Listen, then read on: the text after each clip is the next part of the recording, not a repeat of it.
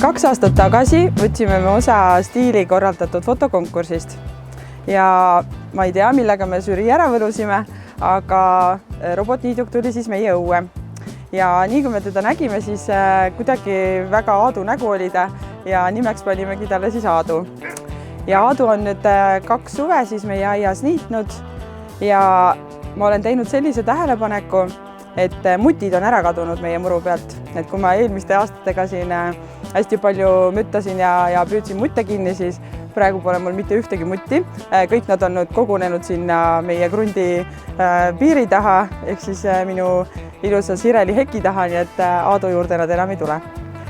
Tänu Aadule on meie muru palju tihedamaks läinud, palju rohelisem, tundub vähemalt nii, et inimesed, kes tulevad meie aeda vaatama, siis nad küsivad, et kuidas me oleme sellise ilusa tiheda muru saanud, siis ma võin julgelt väita, et see on küll tänu robotniidukile.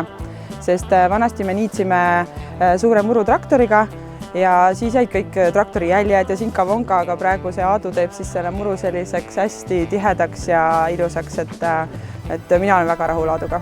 Aadu on meil nüüd ilusti terve suvi läbi tööd teinud ja mina arvan, et ta on talvepuhkuse ilusti ära teeninud. Ja Stiili meeskond tuleb ja võtab siis meie Aadu muru pealt talvepuhkusele ja te saategi siis kohe seda näha, kuidas see asi käib. Ennem Aimo talvist hoiule panekut tuleks kindlasti lasta Aimo laku täis laadida, seejärel välja lülitada ka automaatika ning siis äpiga mudelitel tuleks siis ka aktiveerida ökorežiim. Selleks siis läheme Aimo menüüsse, valime käskused, lülitame automaatika välja, valime peamenüüs seadistused, liigume siis seadistuste menüüs energiarežiimi peale ja aktiveerime ökorežiimi.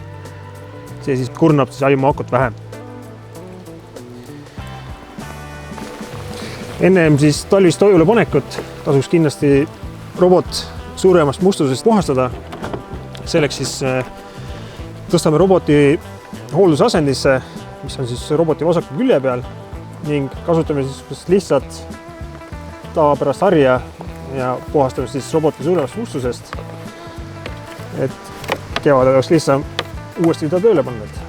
Kindlasti ei tohiks robotniidukit pesta veega. Siin on palju selliseid avasid, kus kohast vesi satub mootorite sisse ja üldiselt elektroonikale ei tee vesi head. Kui robotniiduk on puhastatud, meil on aku täis laadinud, automaatika on väljas, ökorežiim on aktiveeritud, siis on paras aeg tõsta robot kuskile sooja ja kuiva ruumi ja siis seda talvleebis jälle hoiustada.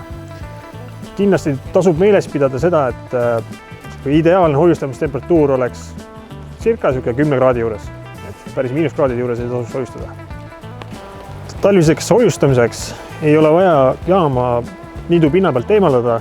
Piisab sellest, kui eemaldate jaamast voolu ning katate siis jaama laadimistorni näiteks ämbriga, et siis lumi ei sajaks enna talve jooksul peale. Kõige lihtsam võib-olla Aimo kasutaja jaoks on see, kui ta on esmased puhastuse Aimole ära teinud, võtab Aimo ja viib selle näiteks edasimüüja juurde või siis tellib Sigriti kombel Stiili spetsialistid Aimole järgi. Milleks eelistada spetsialiseeritud esinusi Aimo hoolduse ja hoiustamise juures on 2 väga lihtsat põhjust. Esiteks on see, et me näeme, et täna siin väga niiske.